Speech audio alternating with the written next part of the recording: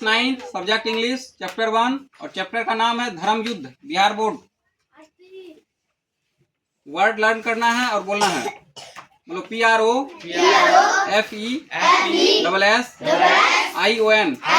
Profession, profession means पेशा। BASICALLY। Basically, basically means आधार रूप से।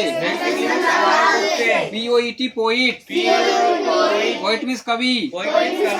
PLAY प्ले, प्ले मीन्स नाटक। APPEAR एपियर, एपियर मीन्स प्रकट होना या मालूम पड़ना। LIKE like, like, like means समान। EXTEN SION extension, extension means विस्तार।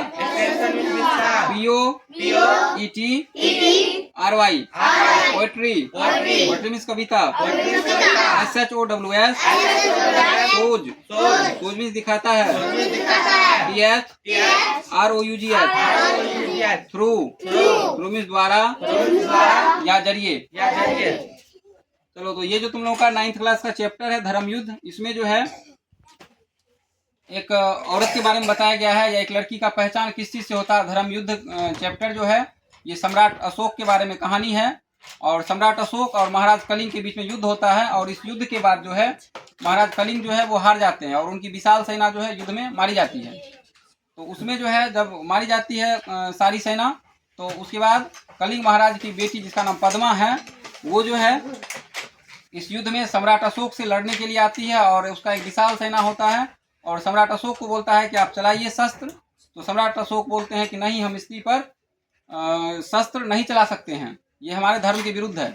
तो फिर वो बोलते हैं कि आपने जो है क्यों इतनी सारी निहत्थी सेना का जो है आपने इतने लोगों का आपने युद्ध में जो है संहार कर दिया। तो फिर जो है सम्राट अशोक कुछ नहीं बोल पाते हैं और कलिंग महाराज की जो बेटी पद्मा होती है वो बोलती है कि यही है तुम्हारे पति का हत्यारा और तुम्हारे भाई का हत्यारा। फिर जो है सम्राट अशोक बोलते हैं हमें स्त्रियों से युद्ध करना पड़ेगा, तो हम ऐसा काम नहीं करेंगे। फिर सम्राट अशोक युद्ध जो है नहीं करते हैं और वो शस्त्र का त्याग कर देते हैं।